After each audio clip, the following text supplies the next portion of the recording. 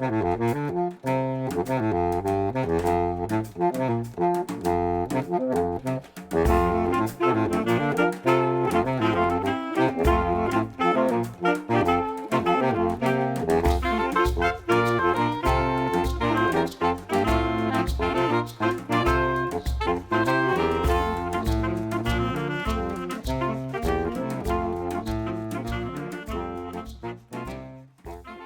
pleasure to introduce our guest speaker for tonight, Dr. Barry Madsen. Barry is probably well known to some of you. I don't know about many, but some of you. He should be well known, I think. Barry was one of the initiators of the kind of sister society in Western Australia to ours, so the Rare Fruit Society of WA.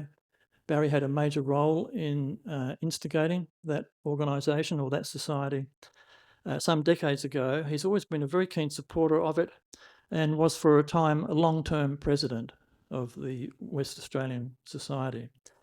Interestingly, he's written articles in our own newsletter. So I was thumbing through a few of the copies of our newsletter in the archives online, and I found a one published just a few years ago, all about the diverse functions of ethylene in plant biology. So he's had an interest in what we do and contributed to it. Barry lives in Perth, where he maintains a collection of 50 to 60 fruit-bearing trees on a pretty small, normal suburban block. He has a special focus on subtropicals, including avocados, which of course is his topic tonight. And it's a great pleasure, Barry, to welcome you.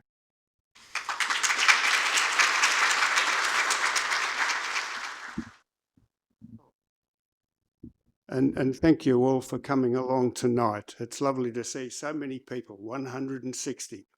And it's a great honour to be invited over here to be the guest speaker on your 50th golden anniversary. I mean, it's a real milestone, isn't it? It's special.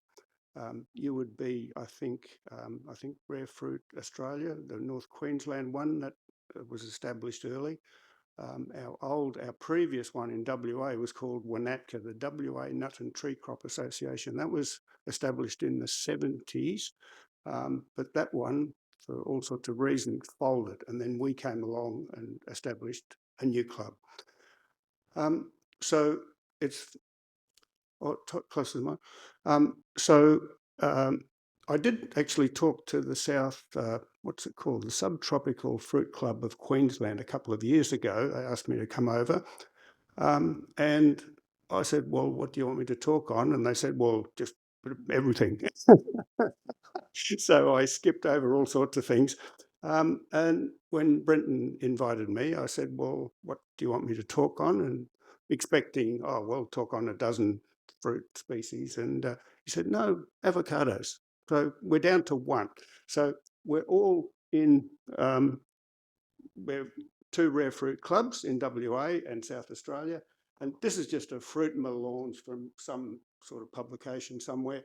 I didn't want that actually to be up while Wayne was working through all your business, because I think it's distracting and that some of you probably spent too much time trying to identify some of them. I think the other thing that is interesting is that basically we're almost in similar latitude and sort of a Mediterranean climate. And so what's always been surprising to me is that when you get exotics, mainly from Southeast Asia or Brazil or somewhere, they've evolved in tropical climates. But what was always so pleasing was that we found in WA, once you sort of get some knowledge, it's amazing what you can grow.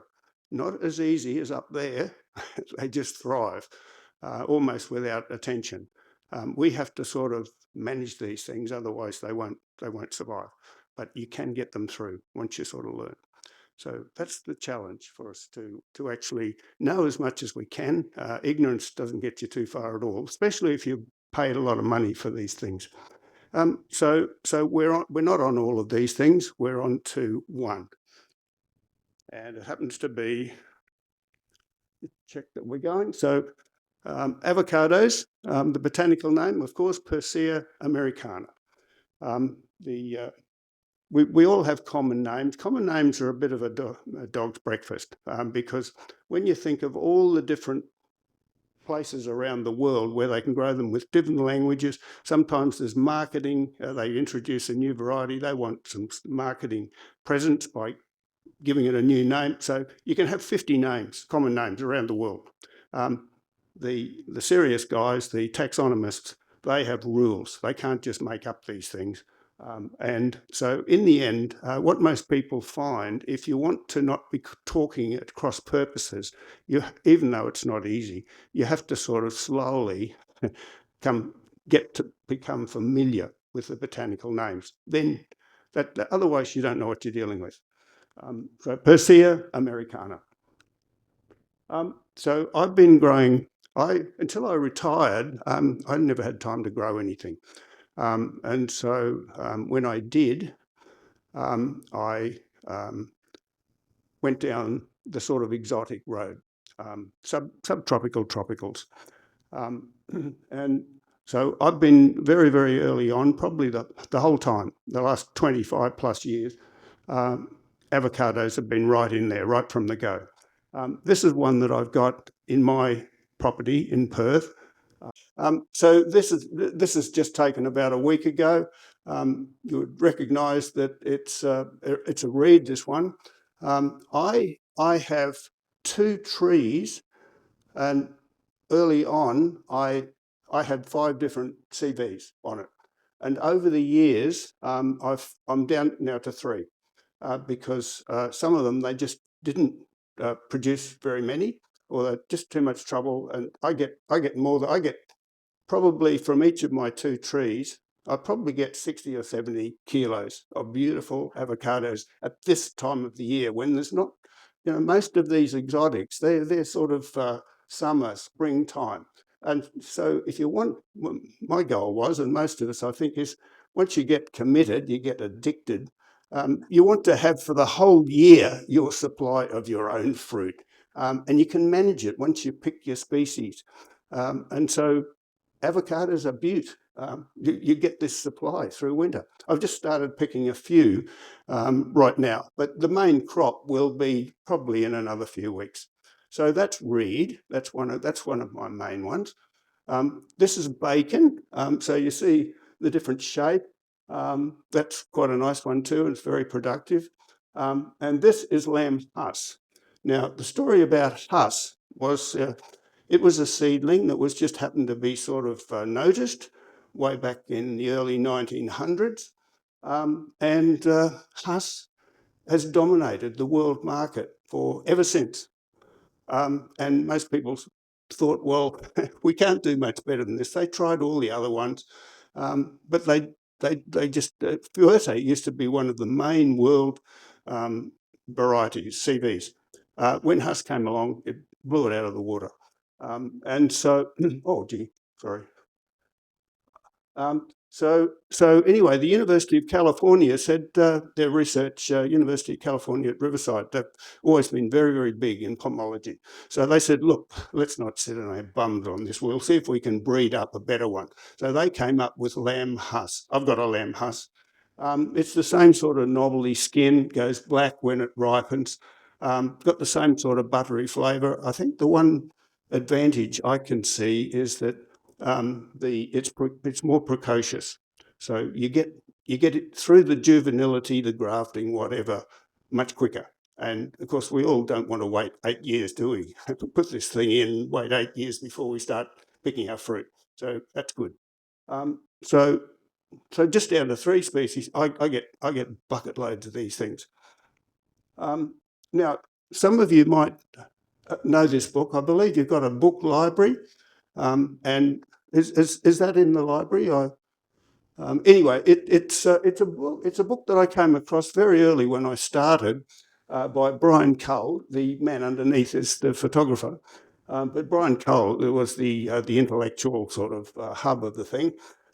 He was the leader, the director of the Marici station of the Ag Department in Nambour for years, and he was a heavyweight guy. He published not just government sort of fact sheets and so on. He published in the international literature. So he's very knowledgeable. Now, when I first started, I noticed, I read his book from cover to cover several times. And I went through, and he's got this lovely little table. And if you look at the top of the table, it's those who are managing a system, i.e. your fruit tree.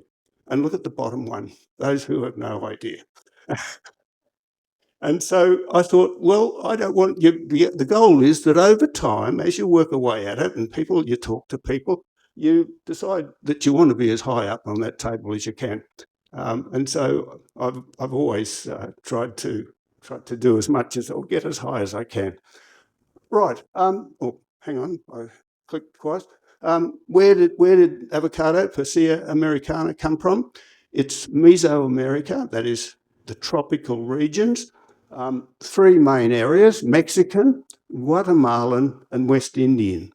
And they were sufficiently separated for long enough before we humans started moving them around. They're not separate species in each of those three areas, they're races.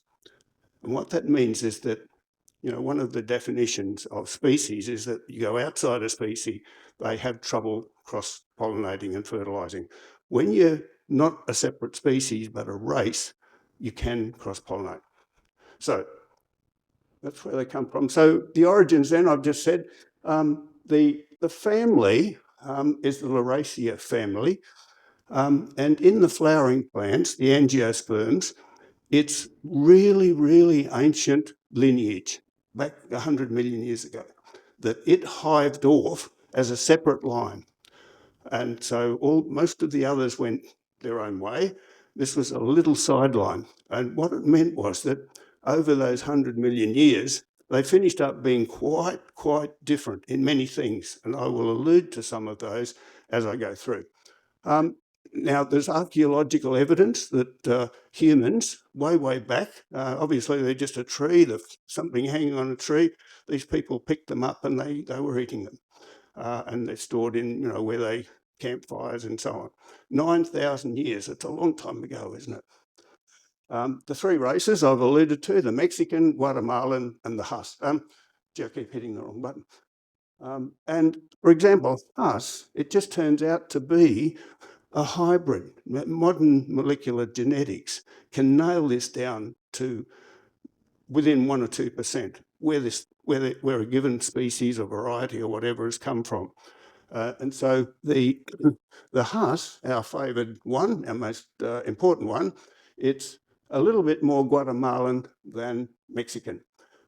Plus, I mentioned lamb Hus coming from the University of California Riverside breeding program that they developed. And so there are other ones where researchers it takes a lot of time and effort to breed new varieties. The long cycle of fruit trees, you've got to get through juvenility, then they've got to pollinate, then you've got to grow up the thing and see if it's any good for what you're trying to sort of improve on. And usually there's quite often, a dozen characteristics that you might be trying to improve. And it's very difficult to improve them all. As I said, I think with the lamb Hus, as far as I can see, the main advantage, apart from being super productive in, a non-tropical environment like Perth, is that it starts very quickly. You put it in the ground, 2 years later, you've got some, provided you start with something about that high. The problem is when you have one variety that is absolutely dominant all around the world, that's what is propagated, orchards everywhere. And that represents a threat to the future of that crop, because when things change, there's threats, biosecurity threats, whatever, you don't have the genetic diversity in a broad range of what was in the wild that might have a gene somewhere that makes a plant less susceptible to some threat. The classic example is with bananas, tropical race 4.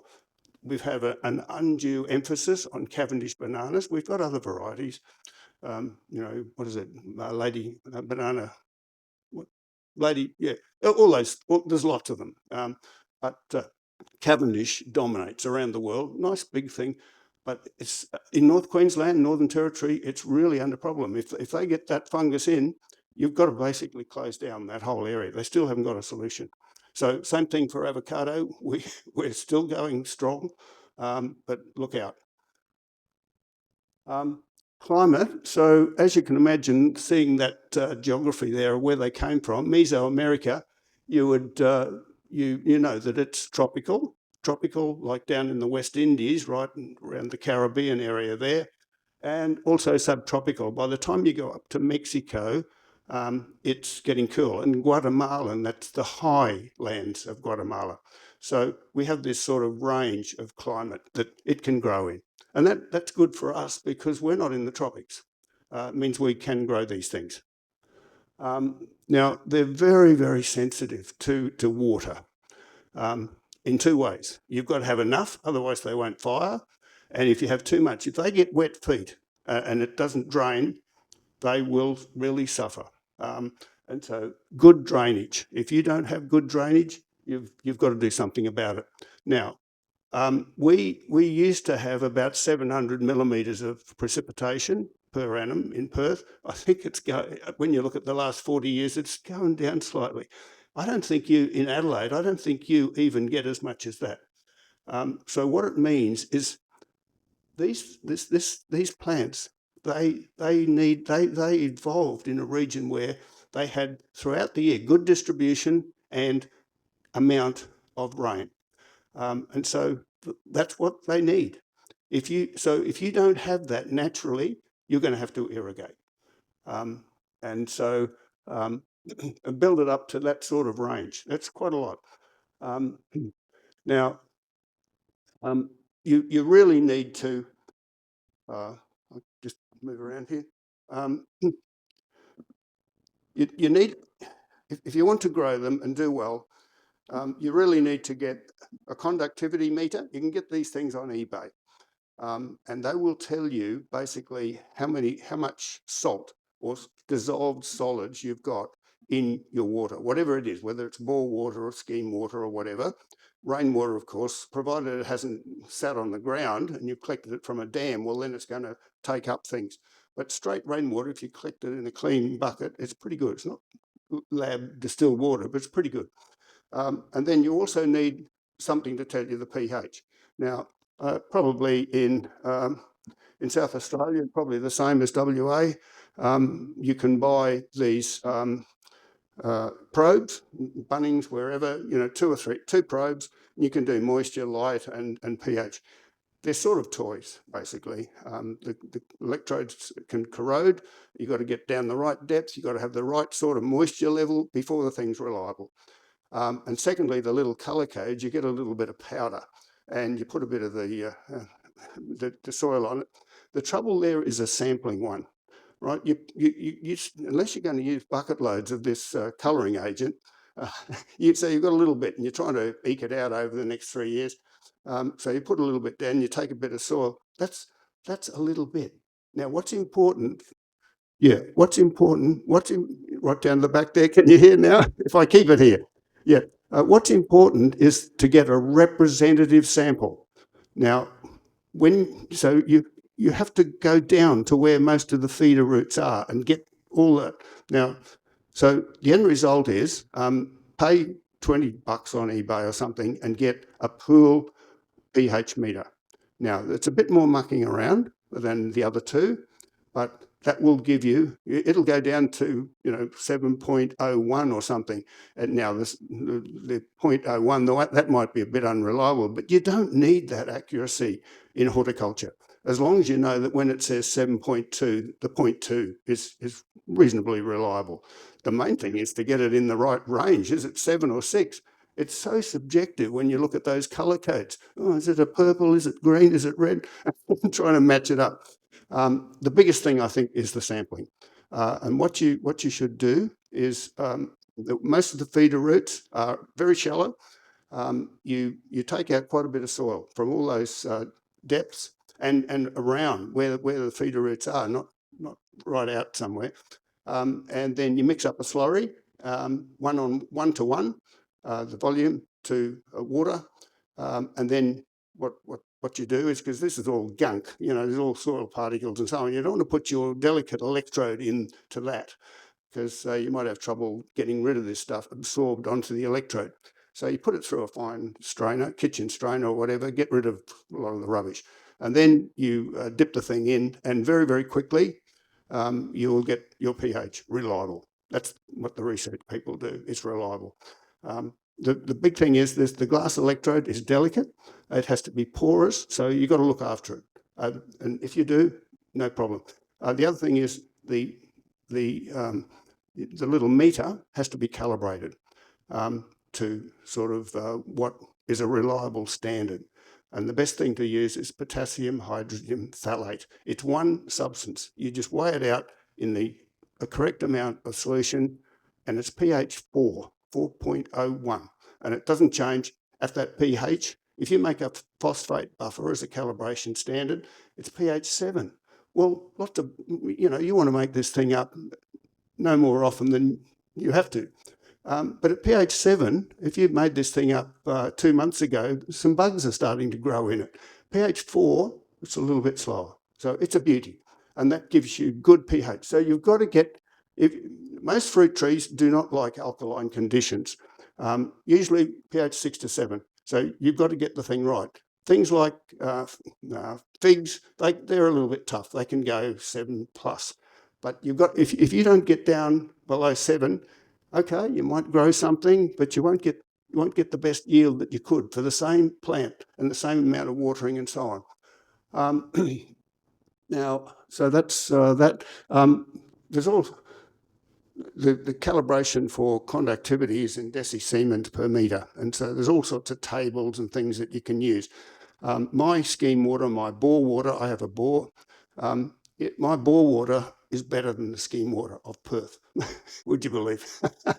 I just happen to be lucky where they put the spear down, but it's very good. So I don't have a problem. But when you get those figures out, particularly with conductivity, like in Perth, our scheme water, you can look up the stats from the Water Authority, and they'll say total dissolved solids, chloride, pH, all the rest of it, and it's about 500 milligrams per litre. That's and Adelaide, before you got your desalination plant, you're getting it all from surface, from the Murray, and think of all the way that's come down, all the stuff it's picked up. So you used to be up around 1,000. I think you're now down to 400 or 500, same as us. But even at that level, you're right on the margin of what avocados can handle. Otherwise, I'll just show you with the next slide. I'll come on to that in a minute. Just quickly deal with the cold sensitivity. As you would imagine, the Mexican is the most cold tolerant. If you're up in the hills and you're getting a few frosts a year, it doesn't really matter where you are. In our subtropical climate, don't try and grow the West Indian one. They're not as nice. They're not as buttery anyway. But if you live in Florida, that's the one you grow. So they have to try and make the best of a tough job. We're fortunate. We've got that nice buttery flavour that people like in avocados, which is so different to other fruit. Getting back to this, the fact that they're like olives. They store in the mesocarp, in the flesh, they store the energy as lipids, whereas just about everything else, it's sugars, it's starch and so on. Very unusual, but it's what gives us that lovely flavour.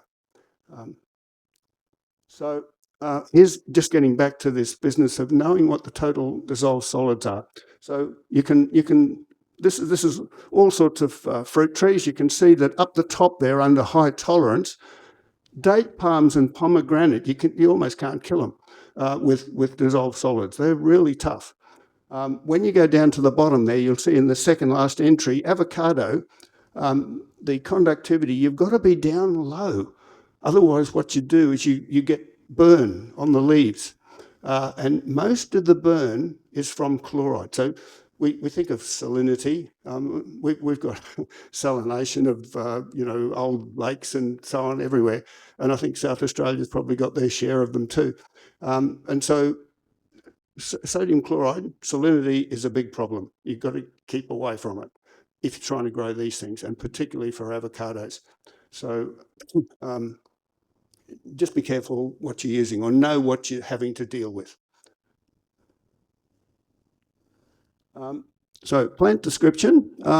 Righto, look, if these things in the wild, and if they're unmanaged trees in where they've got good soil, good rainfall and so on, they can grow up to 30 metres. Now, I think outside that, in the subtropicals, and certainly in Perth, where we've just got sand. If you're on the coastal plain, it's just sand. Well, they're not going to grow that big, thankfully, but they'll still go a fair way.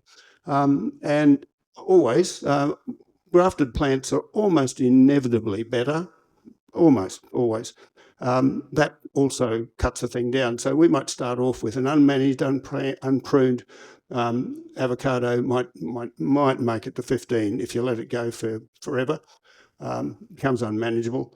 But you can, with grafting and pruning, you can keep the thing down to 4 or 5 metres max. And that's got all sorts of benefits. Now, avocados, they're not deciduous. They are not like a fig. They keep their leaves, but the leaves don't last for that long. They're short-lived evergreens. So the leaves, basically a leaf from when it's formed to when it senesces, is usually only 12 months or less. So they drop a lot of leaves. And it actually has a benefit in that if you look under a typical mature avocado, there's a lot of fallen leaves. And what it does is it sort of prevents seed, weeds and all that sort of stuff from even getting into the soil. So it minimises that problem. And of course, the roots of avocado, they're surface feeders, and they love working their way up into that leaf fall and mulch and compost and so on. So growth occurs as flushes. Look, I'll just flip forward. Now, this is a very complicated slide, but if we work through it, you'll see what's going on. So if we just focus on the green line, you'll see that's the vegetative spring flush. So it goes up as you'd expect, a lot of leaves and stem growths and so on. And then this alternating with the root growth, then it sort of stops for a while. And you think, well, nothing's happening. Well, the leaves are still there. They're still producing carbohydrates and starch and so on. And it's all going into the roots and their growth. So then you see the root flush. The root flush is the brown one. See the brown one? How it's alternating with the vegetative. And that just goes on each year. This is one for the typical sort of avocado where you have 2 of those cycles per year. Now, depending on your climate, your environment, you might have 3, but this is typical. Now, if you look at, so that's the vegetative growth, what you see above ground, and then the brown one is what's going on under the ground. If we look at what's happening in the reddy one, the starch, you can see that as you're getting all this vegetative growth from the previous year here, the starch reserves. That's the energy for producing flowers and fruit and so on. That is building up nicely. And so then when you go into the yellow coloured sort of histogram or the curve there, you see that the starch is starting to go down because it's providing the energy for the growth in those leaves, those stems and so on. And so that's running down until it builds up again in the next year round. Now, let's go on to, so we talked about vegetative flush. Then each year you get the reproductive growth. Hopefully you're going to get some fruit. You've got to have flowers to get that. So what happens is through the winter, that's when buds in the axils of stems and branches, that's when they make a decision, are we going to stay as a leaf or a stem, or are we going to flip over to becoming a flower that will allow pollination and so on. So that development happens early. That's the dotted line. And then hopefully those buds grow up into flowers. And so you see the yellow one there, the flowering and fruit set. And following flowering and fruit set, you have this usually 2 big periods of fruit drop in avocados. The first one, because the way that it works, and I'll come back to this a little bit later, is that it produces a massive amount of flowers. Some species, they've evolved in a different way and they produce few flowers, but almost all of them produce fruit. Avocados, exactly the opposite. 1 million flowers on a tree, and you finish up getting 150 fruit, if you're lucky, or 100 or whatever. Just about all of them, at various stages, they all abscise. So flowering and fruit set, so here in the dotted dashed ones, you see the first fruit drop and then the second fruit drop. And you might think, oh, I'm losing all my fruit. The thing it oversets fruit. It can't carry them all.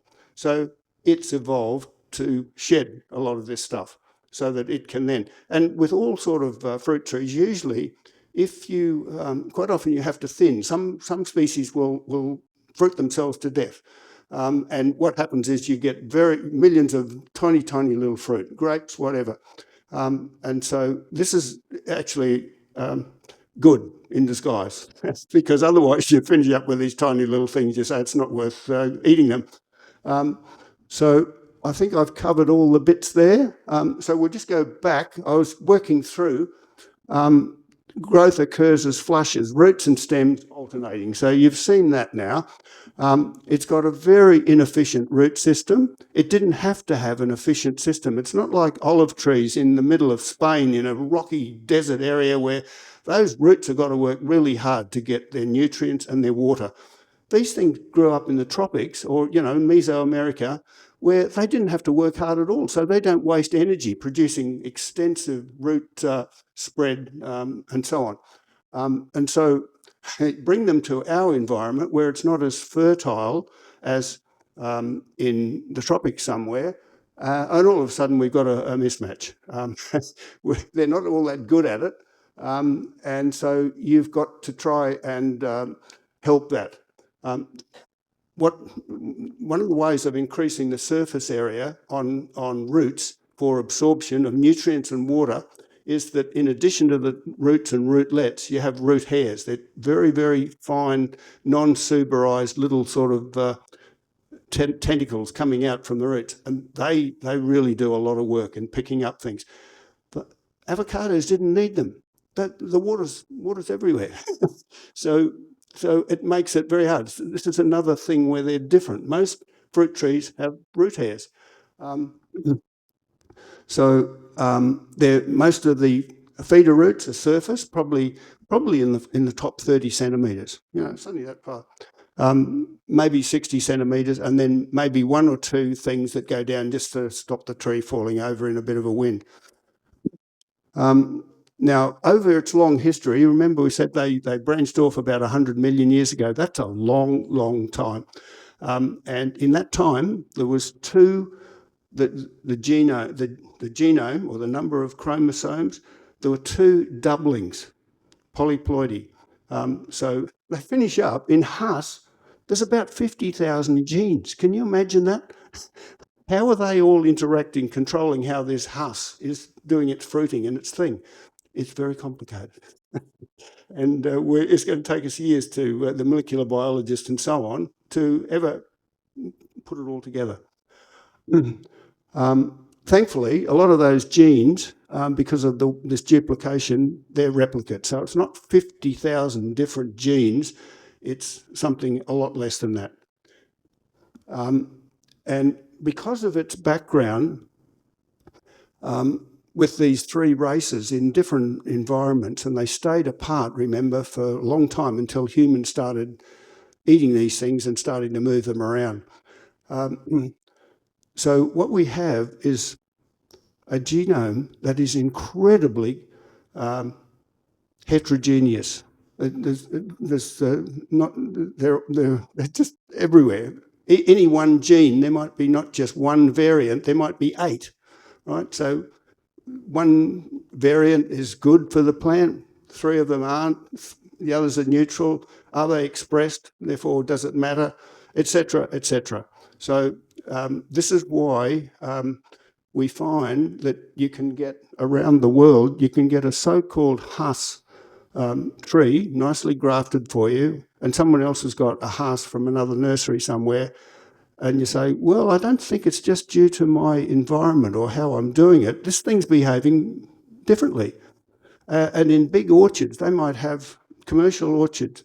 But most of the research on Hass and most of the varieties and CVs that we know have been done in Mediterranean-type climates. In California, Spain, Australia, Chile, and places like that. So they, you just need to realise that what's called Hass, there can be different differences. In addition to different genes or alleles in that particular one, there's also a phenomenon called epigenetics, which you may or may not know of, but they're heritable, non-genetic traits, and it can be passed on to generations. So if your Hass tree, for 3 years you've neglected it and it's done badly, and it can then incorporate in reversible ways the fact that it has not been well looked after. And that can be passed on. So then the progeny, you've taken a scion from that and you've grafted it, that progeny may not be performing in some way to some degree for a typical Hass. So we need to try and understand as much of this as we can so that the goal is, the tree is just a scaffold. If we're into fruit growing, it's just a thing that produces what we're interested in, the fruit. And so we want to do the best we can. I think I can probably go on past that one because we've seen it. Now the soils, so good drainage. I think Brenton took me around yesterday to the Arboretum, the Neutrog, and looking at the soil there, you've got better soil than we have. So you should be in a stronger position to grow these things. We've got, on the coastal plain, if we go up into the hills, okay, we get out of the coastal sands. It's just sand. We joke that if you put a drill down, you can drill all the way to China and it's sand all the way. And in addition to just being sand without any clay or silt or anything else, it's shelly. That is, it reflects geological past with the movement of coastal lines and so on. So calcareous, with shellfish and so on, they die and then they get incorporated into that soil. And it's not just you pick up a little shellfish on the beach. It can be broken down to look like sand grains. So without realising it, you might have 20% limestone, that is calcium carbonate, in what you think is just sand. That means that sand is going to be alkaline, and that's the problem that we face with on the coast. We have to acidify. Different areas, okay, you've got to take it the other way because it's too acid. I said before, 6 to 7 for pH. Outside that, you're starting to ask for trouble. 6 to 7, organic matter. You have to try. I say a little bit further on. I think you've got to have some organic matter. We've got none. Now you probably have some. I think in your soils, at least from what I've seen, you're in a much better position. You've been given we've been given a handicap. We're behind you people. So organic matter with the ideal soil. There's a triangle. So classical soils are made up of clay, sand and silt. So they're all the mineral sort of components, and ideally you need a mix of these things, not just 100% clay. Some of the peat bogs and so on, they've been there for tens of thousands of years. They can be 80% organic matter, and so not many plants that are like that. But you need some organic matter, and you don't need 80% or anything like it. That's going to be negative. But if you get a couple of percent, you're home and hosed. I've said to you that avocados, they're very sensitive to salinity. Incidentally, when we talk roughly about salinity, there's all sorts of things that come from your Murray River water or whatever. dissolved solids, and we just talk about the collective sum total as salinity. Sodicity is sodium chloride, and that probably it's usually the largest component. It's the same with bricks, which we use. You can get a little refractometer, and you can, when you're out in the orchard, you can just take a bit of the fluid from the fruit, and you can measure the sugar level. Because sugar dominates, it's a proxy to what the sugar is. It's actually broader than that. It's all the other dissolved things too. Same thing here. So chloride is the nasty one. By the time you get over, I think you saw on that earlier table, by the time you get over 100 parts per million of chloride, your plant is not doing well, and it'll tell you, it'll show you. Propagation, okay. Look, people, and we've got a lot of people in our club who've got a lot of space, and they love avocados, and they'll put something in the ground and they'll grow up a seedling, and a little while later they're getting some fruit and it tastes all right. And so they'll give it a name. Nobody else knows what this means, but it's hit and miss, and it's hardly worth the trouble. It usually takes too long to start fruiting. You don't know what the yield's going to be. You might get 10 fruit on the thing, and it's 10 years old. I mean, that's unacceptable, and so on. You just use seedlings as rootstocks.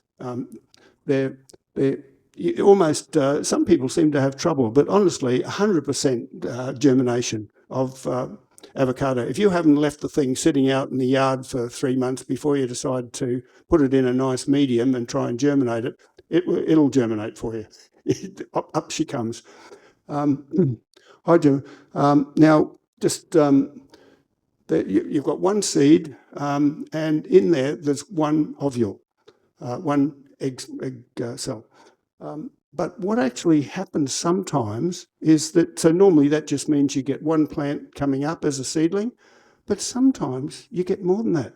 You say, what's going on? There's a phenomenon called polyembryony, and you might be familiar with this in mangoes. Some varieties, they're monoembryonic, so you just get one. And other times you plant this thing and you get 7 or 10. Sometimes, even with avocado, it's quite rare, and it varies depending on which race you're looking at. You might get 15 seedlings from one seed. And you think, wow, what's going on? And the answer is that one of those was the one that was sexually reproduced from the sperm cell, and the others are reproduced by a phenomenon that's called sporophytic apomixis. It comes from the nucellus, which is part of the seed coat. And so they're a direct copy, they're a clone of the mother plant. Enough work hasn't been done on this. The phenomenon has been observed many times, but they haven't done it properly to weigh down whether it's polyembry, I think that's probably what it is, or whether, just like when you have, in humans, you can have identical twins. So you've got fertilization, sperm, egg cell, and then very early on in the cell duplication, they split, and that grows into 2 babies. So, but they're identical genetics. That's different to fraternal twins, where you've had 2 eggs and 2 sperm in the one uterus. That's all. What you can do, and I've done it. You can split this. Supposedly, it's just got one embryo in the seed, and you split the 2 because usually they're dicotyledons. There's 2 cotyledons, and usually you can see a little sort of groove, and you can just pull them apart, and you put 2 in a pot and germinate them. You get two seedlings, and the only disadvantage seems to be, well, they're a little bit slower growing. But if you want to sort of maximise what your return for your buck, you can do it just for fun. General vegetative propagation, that's what we all do. That's what you have to do. Once you get good lines, you try and maintain it. You're not starting from scratch with seedlings. And grafting is the most common way. 2 common ways, whip and cleft. And the benefit of that, of course, is you produce smaller trees. Now, a lot of people, if you have a seedling in the wild environment and it produces trees that grow to 20 metres, it's unmanageable. Birds will eat it, or you're climbing up on a ladder and kill yourself, etc. We have to. We're in control of our fruit trees. Don't allow them to be in control. The analogy is: you see, walking down the footpath, somebody has a dog. The dog's been obedience trained, and it will stop at the curb and sit down and wait until you say cross. And then there's the other one where the dog's pulling the person's arm out of their shoulder because the dog's in command. Same thing. You're in command. A lot of people say, oh, I can't cut down my tree. It'll impact on my yield. I won't get as many fruit. Commercial orchards, for all sorts of reasons, they don't let these things go over 3 or 4 metres. It's the way you go. So where are we there? Producing. Now, so most of the classical orchards and things around, they're seedling rootstock on a known scion. So at least the top part, you think you know what you've got, but the rootstock influences things. And so, for example, with a commercial operation, if that changes the fruiting time, the harvest time, that's money for them. They've got to have all their pickers and so on go out multiple times. So they want to standardise and have this thing controlled. And also disease resistance. Clonal rootstocks, you can breed them to be less susceptible. The root rot is the big problem with avocados. And so a lot of effort in the breeding of potential rootstocks is to try and minimise that problem. But there's other breeding too, obviously. And so we can't stop on that because we're not there. And I don't know about South Australia, but in WA we get these things at nurseries and they'll say, yes, it's Haas or it's Wirtz or something. And then underneath, on the label, they might have printed a thing to say what the rootstock is, and there's nothing there. And you think, well, what is this? Another story about root rot. When I first started, I bought a nursery plant, and I realised I didn't know anything about what I was doing, and I battled on for about 3 years with this plant that got nowhere. It was infected in the nursery. Poor practice. They had black sheeting, then the sprinklers would go on every couple of days, and so the black sheeting is down so when buyers are walking around looking at plants, they didn't get mud and stuff on their feet. The trouble is that water that was sitting around, that finishes up leading to infection. And so you bring home this plant, you're buggered before you start. And so my trees that I've got at the moment, I germinated them myself. I knew what was going on. Usually seedlings, if you've been careful with the seed, they have not been infected. You can't say that for when you buy a grown plant, no matter how high it is. It depends on where it's been and what they've done with it. Look, here's just one of mine. That's from a reed seed.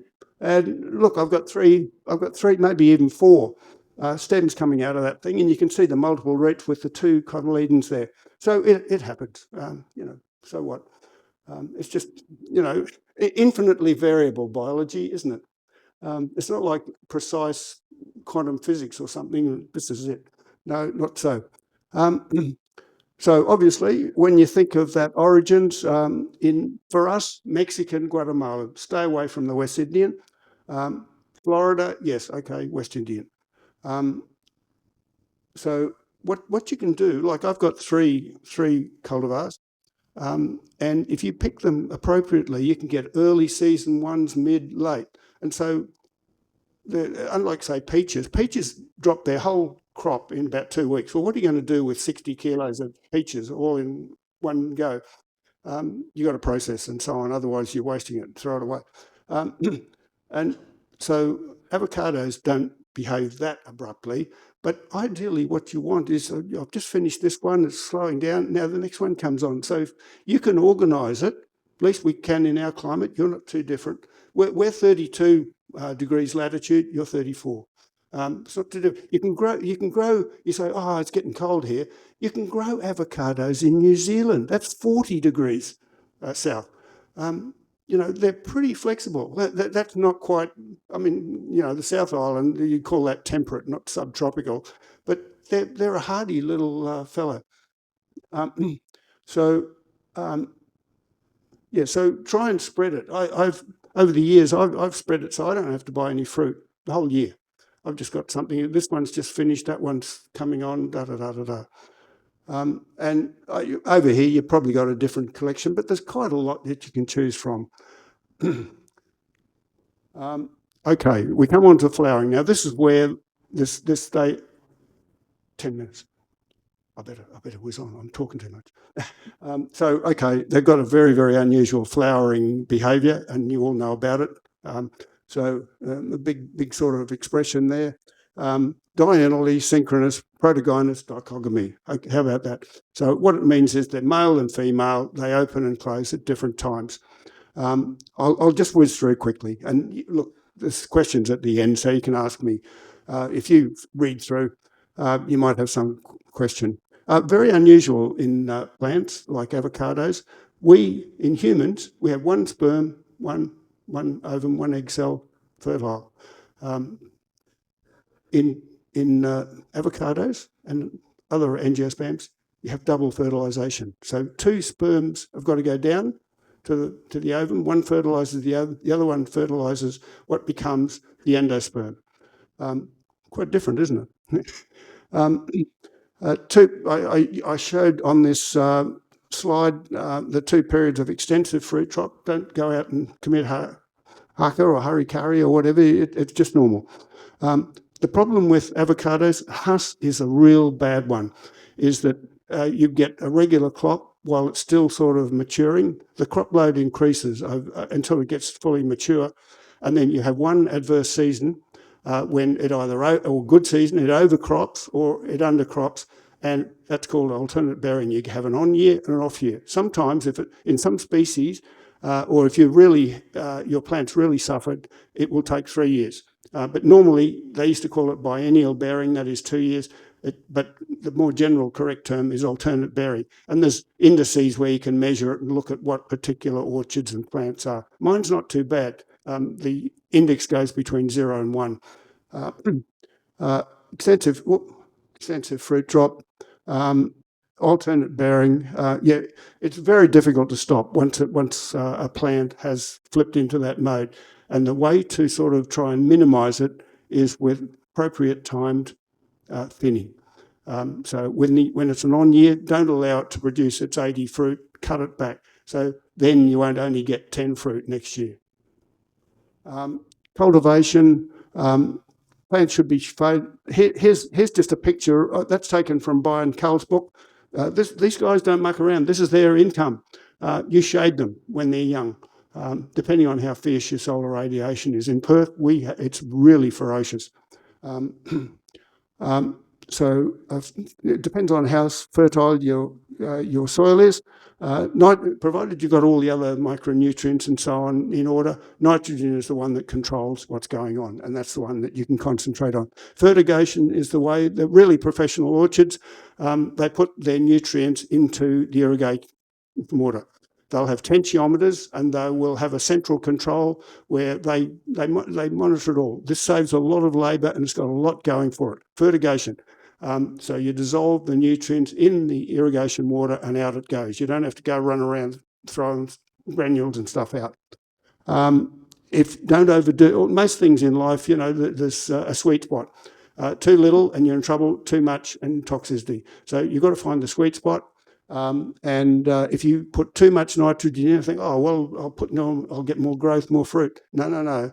You can flip over where that nitrogen goes into vegetative rather than your fruit. Now, if you want a big, nice, shady tree and vegetative is fine, well, then go for it. So foliar diagnosis. So we start off with soil diagnosis. That's something. I mean, if silicon isn't in the soil, the plant can't make it. But it's not the other way around. So confident. It might be there, iron might be there, but it's all locked up, and the plant can't use it. So the next best thing is foliar analysis, and that costs money. And you've got to know how to do it and sampling. What most of us as enthusiasts do is you look at the symptoms on the leaves, and then you try and learn how to interpret the symptoms to say that is an iron deficiency. This is what I do with shading. I rather than having these things you erect and then you pull it down, you've got to make a new one every time. I just got these little mesh cages with a bit of mesh around it, with a couple of stakes to hold it, and then once a plant gets to a certain height, well, it's good, it can stand on its own, and then I just move it around to the next one. Very mobile, and you don't have to keep making things. What I wanted to show you is just one micronutrient. So iron, it's the easiest one to diagnose from leaves. And you can see there where the interveinal tissue is still greener than the veins. What's happening is that the supply of iron from the roots and so on is not keeping up with what the leaf needs. So that's the first one to show the deficiency. That's the easiest one. Now, when it comes to magnesium, manganese and so on, okay, there's typical symptoms, but please be aware it varies for the species. So don't just think that symptom on that plant on a passion fruit will work for avocados. So I'll just go back. I think there was a couple of things I wanted to just quick. I've got 10 minutes or 5 now or less. So foliar dome. Just also remember we've got 2 delivery systems up and down the plant. The xylem, it's like a series of tubes that takes the soil-derived nutrients and water and so on up around the plant. And then when you get photosynthetates made up in the top, the phloem takes it down. It's not like it's a big swimming pool where these things are all just mixed in and they can go anywhere. No, these are pipes that are going up and down. That has consequences, which I don't know whether I'm going to have time to talk about. Okay, we flipped through that. We've been there. Look, I just thought you might want to see. This is pollen grains germinating, germinating on the stigma of an avocado flower, and there's the pollen tubes growing down. They've got several hours. The pistil has got to be nice and moist to keep the pollen grain alive, and so it'll get into action. It's got to be the right environment, and then the pollen tube will grow down to where the ovum is, carrying its 2 sperm cells. Now, look, I don't know whether you people would be receptive, but further into the book by Brian Cull, he for his contributions to horticulture in Australia, he was awarded an AO. If you just, maybe I'll just go on. It'd take you too long to read. I'm down to a minute, aren't I? Wind tolerance. So very poor. You might, we put these shades around for the sun, but that also protects from wind. If you're in a sort of you get violent storms or something, don't protect the thing. And even when it's mature. I had a property in North Queensland where cyclones would come through and it would just wipe out whole orchards. It's soul destroying. You spent 15 years growing this stuff up and you lose 80% of it. You've got to try and do that. So wind breaks, they put up things around the whole orchard, but pruning in terms of not losing the whole plant or branches breaking off, but also for ease of access and whatever. Wind tolerance, pruning, high density planting, I think I'll just keep going. Look, there's different types of sort of flowering behaviour. Sometimes where you can get a vegetative growth after the panicle has formed with the flowers.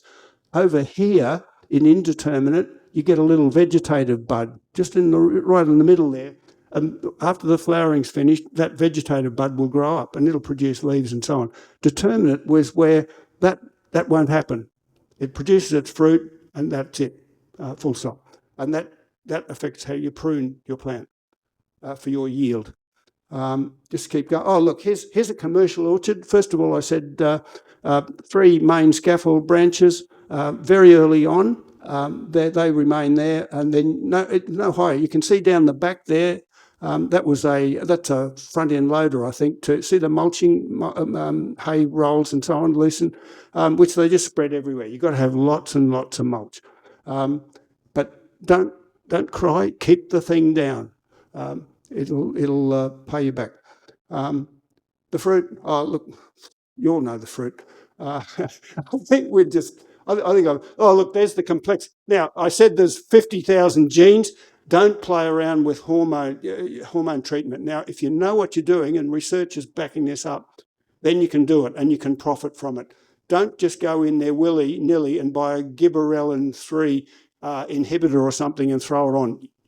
With all that complexity, this is just focused on one, ethylene, which is the fruit ripening hormone, the gaseous one. Look at the complexity. Do you think you're going to know what you're doing unless it's already been researched?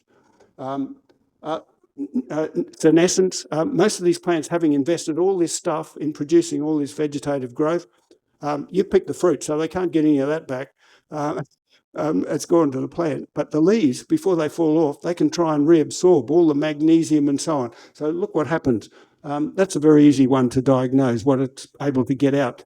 Different species, different elements have got differing abilities to be taken up. Fruit juices, look, a whole lot of things. Look, interesting, it's a common practice, let's say with making apple pies and so on. People, you can buy these skinning things, you put the apple on a prong and you turn it around and a little blade peels the thing off, and then you put the nice white apple flesh in your little sort of custard, your tray, and bake it. It looks all nice and white and clean.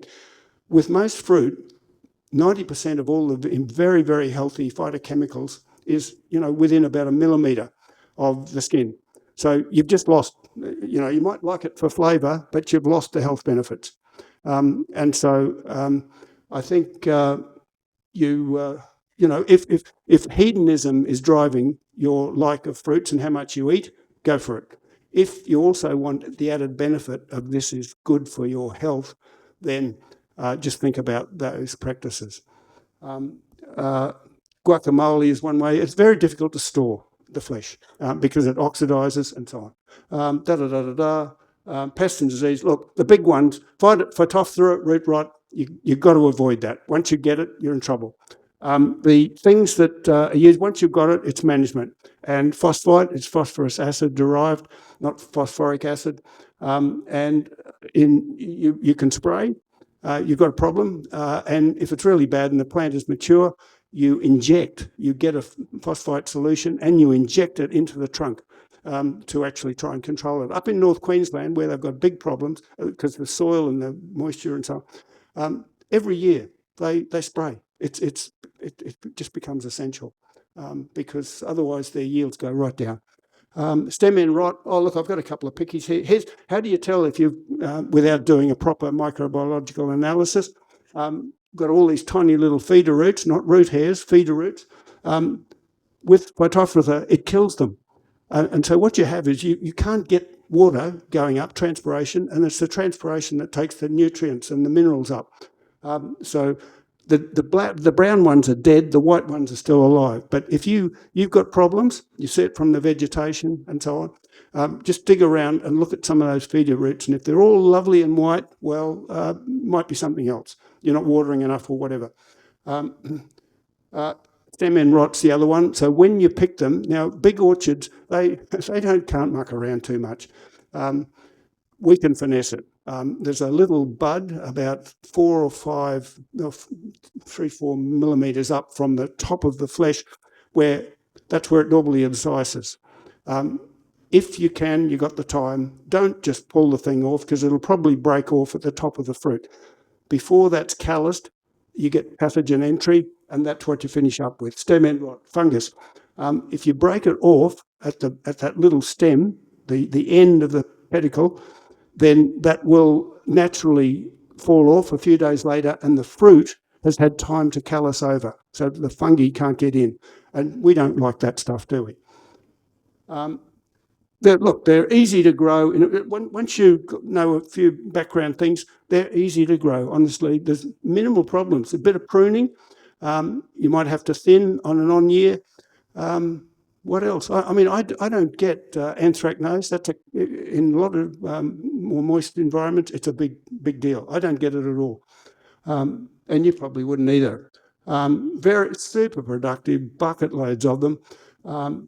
And convening at a good time of the year, and what's better? Everybody loves their avocados, whether it's on toast or you just go down the backyard and you pick, 5 for the next few days. And there we are. I ran. It's very good. It's very good.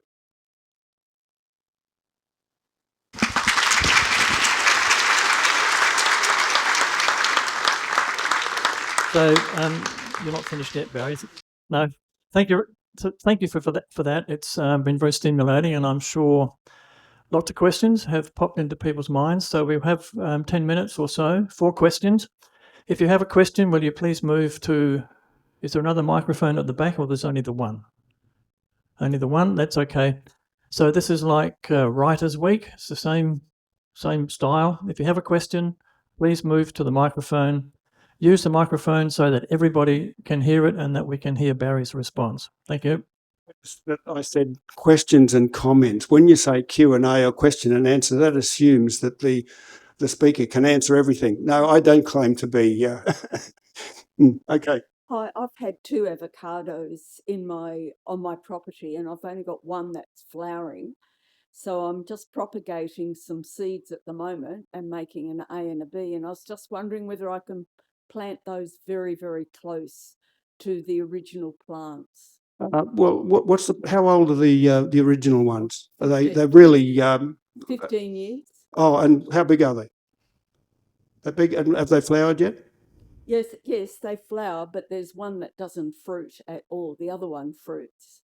Well, do a little dig around and see if you've got Phytophthora. That's the first thing. It may be that you just, with me, after 3 years I just started again. You could be sort of, just prolonging the agony and getting nowhere.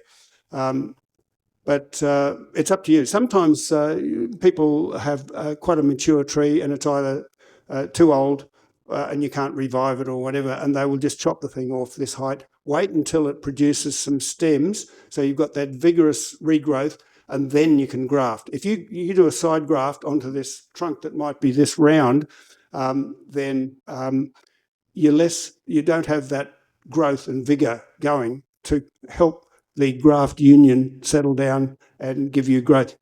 You're facing a sort of a race when you graft, and all of you are grafted between desiccation and take. That is, you've got connection between the xylem first and then the phloem second. And so you've got to make sure that the two sides are in close contact, because it's the cambial region that gives you that contact, and so on. So see if it's infected to explain it. See whether you're not watering enough or whatever it is. You've got to probably depending on where you are, you might have to do a little bit of fertilising. The big seeds, like in reed seeds, there's enough nutrition in those seeds to take the seedling up to this high. So most people, they buy sort of potting mix or something, so they're overdoing it. It's fine if you do it, but you don't need to. You can germinate in sand because they're internally sort of self-sufficient. So that's enough on that one, I think. Yes. Hello. Sorry, I've arrived a little late, so forgive me if you've covered this already, but I suspect not. So when I was at TAFE, I had a lecturer for fruit tree pruning who was telling me one time, one house that she visited, a neighbor in the area from Italy would ring bark avocado trees with a special technique. It's called girdling or tincturing. And in order to improve the vigor of the plant. And she couldn't figure out how that worked or what the particulars of the technique were. Is this something that you're familiar with?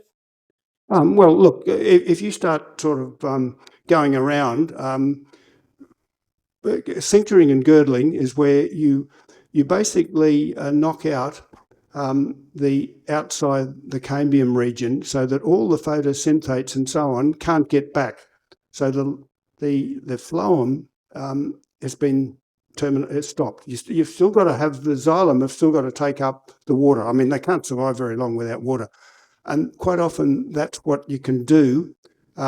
In some places and some practices, they think, you can increase your yield by doing that. You can't keep doing it year after year for 15 years. Then the more extreme one, of course, is ring barking, where you truncate both of those deep enough and wide enough that the plant can't sort of reconnect, and that'll kill the whole plant, at least above the ring bark. So it's a practice, at varying levels of severity. I wouldn't recommend it. You can play around with it if you want. Sometimes, for example, in plants that are hard to graft, you cincture them so that all of the photosynthetes are in what you're going to use. And so that helps the thing take off with a rocket under it. Other ways of doing that, you can sort of pull all the leaves off and so on. But basically, there's different levels of species, what's hard to graft and what isn't. And avocados are dead easy. They're almost the first one you learn grafting on. Just dead easy. Thank you. Cincturing is commonly used in currant grapes because if you don't use it for the Xanthi cultivar of currant grapes, if you don't cincture them, you get a very poor yield, if any yield. But it's probably, from what Barry has said, it's not something that's applied in avocados. No. I think it's plant specific, probably, species specific. Years problem and so on, but not as a long-term practice. The same with foliar fertilisation. If you have problems getting iron or manganese or whatever it is into your upper canopy, you can diagnose it. Provided you've diagnosed correctly, you can make up a solution and spray. And very quickly, if you're going on foliar diagnosis, because the leaves are the biggest surface area, that's where they're going to take a lot of it up. And you'll say, wow, this works. I'm going to do this all the time. But if you don't actually try and work out what the real problem is, why does it need this? And that comes back to what it's getting from the soil. So if you want to keep doing 4 foliar sprays every year for the next umpteen years, fine, keep doing it. But you're making work for yourself. I think most of us, we don't want to do too much more than we have to. Question? If you've got a lot of root rot on your property and you don't want to take any chances, how big a pot do you need for a decent sized tree, and what would you put in it? What are we still talking avocados? Or yeah, well, you could get a dwarf worts. They're a small avocado. They grow about this high, mature. If you've ever seen them, they're almost with pruning. What you normally have to do is you have to skirt them, so you can't have foliage and fruit on touching the ground. Because that just increases fungal uptake and so on, and diseases. Worts are particularly prone to that problem because they're so low anyway. And then it's like citrus, if all of a sudden you've pruned it and the branches are going up nicely, and then on that one branch you finish up with 18 big mandarins or something, and the thing's over like this. And if they're lowing down and you haven't skirted high enough, they're touching the ground. And that's bad practice. So skirt. At all ages, whenever you see these things are too low, it's just orchard hygiene. Same with fallen fruit and so on. Don't leave it lying around. Big orchards, there's a limit to what they can go around and micromanage. Where we don't have to cost labour, and so we can fuss about these things, and you're better off by keeping a clean orchard, because all sorts of bugs grow in these things. A lot of fungi and so on, like the stem rot that I mentioned. There's fungi all around in the environment, and so they're there. And quite often, it's only when you've done something, you've caused a wound, that those fungi can then spring into action, and then you've got troubles.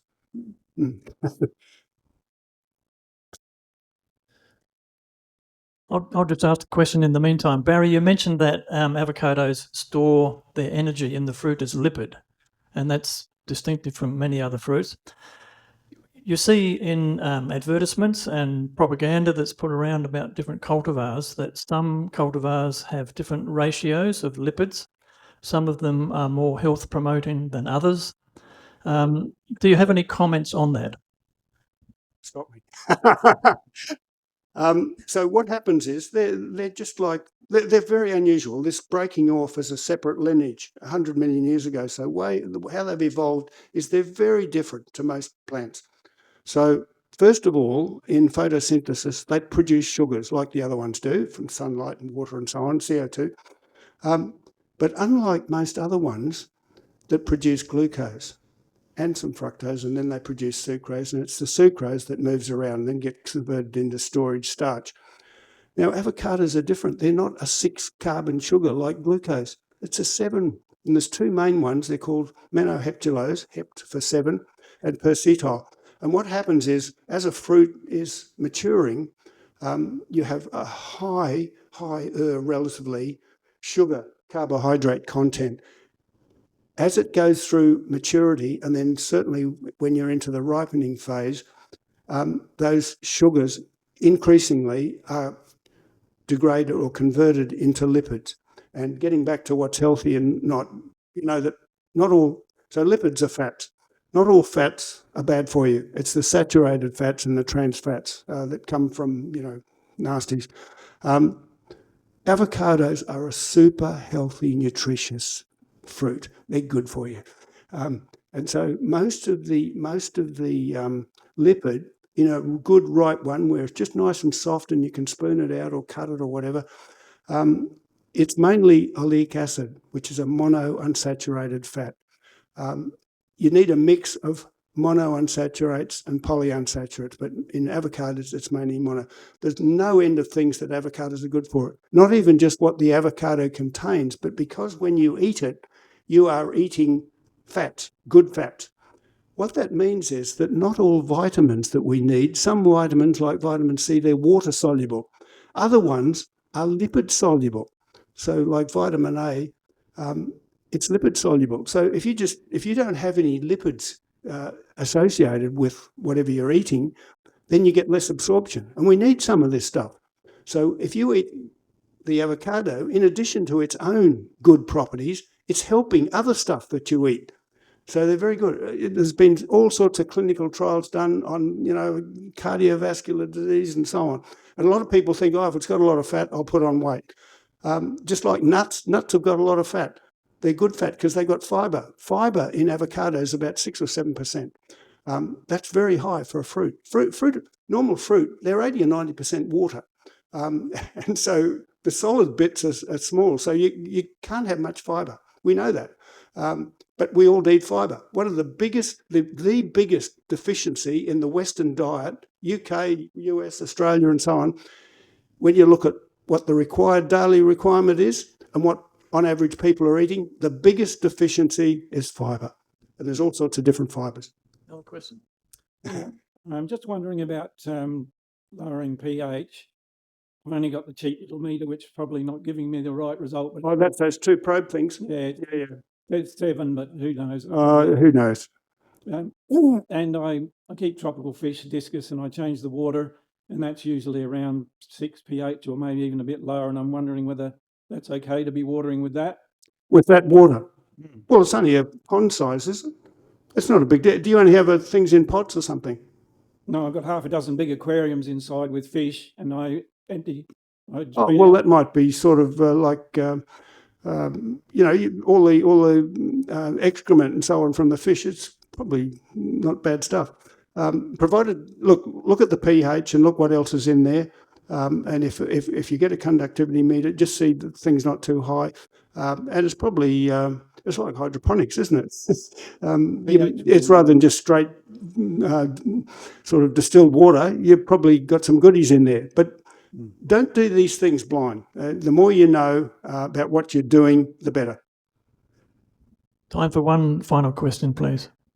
Lucky last. Just as a follow-up on alkalinity in soil, what would you do to overcome that, particularly being mindful of not disturbing the hair roots, the fine roots, in terms of mixing anything in? Yeah, so once you've got an established orchard, you can't mix this, a modifying agent, you can't mix it in. And that's a problem. We've got to try and build up our clay. So if you've got a clean sheet, you've got a block, and you just get in front-end loaders and, dig it all out, or you can turn the modifying agents in. Now, for most of us, you've got trees and so on, you can't do it. So you have to put it on the surface. And so for bringing pH down, the standard is to do elemental sulfur. There's two, there's little granules or there's powder. The powder gets broken down faster, but it can be blown around. Firstly, when you're sort of trying to spread it, and secondly, if there's wind. So half of what you put down there is you don't even know where it finished up. The granules are good, but they take a long time. Thiobacteria in the soil, and they're everywhere, they convert that sulfur to sulfate, which plants need. And that sulfate, it's because the cation part is acidic. And so that gradually acidifies the soil. But don't hold your breath, typically 6 months. The more you can incorporate it, don't just leave it on the surface. If you can just, you don't want to kill roots and so on, you just turn over a little bit. Every little bit will help to get it incorporated and get those thiobacteria working on it. Now, the faster way, which is a little bit more hairy, but if you know what you're doing, is you get sulfuric acid. And you've got to dilute it down and you put it straight on. Now, you've got to be careful. You don't, unless you know a bit of chemistry and so on, don't try it. But you can do it. I've done it. Stick to the elemental sulfur. Yeah, sulfur. Yeah, we don't want to hear some terrible story. Thanks very much, Barry. And I think we should thank Barry again.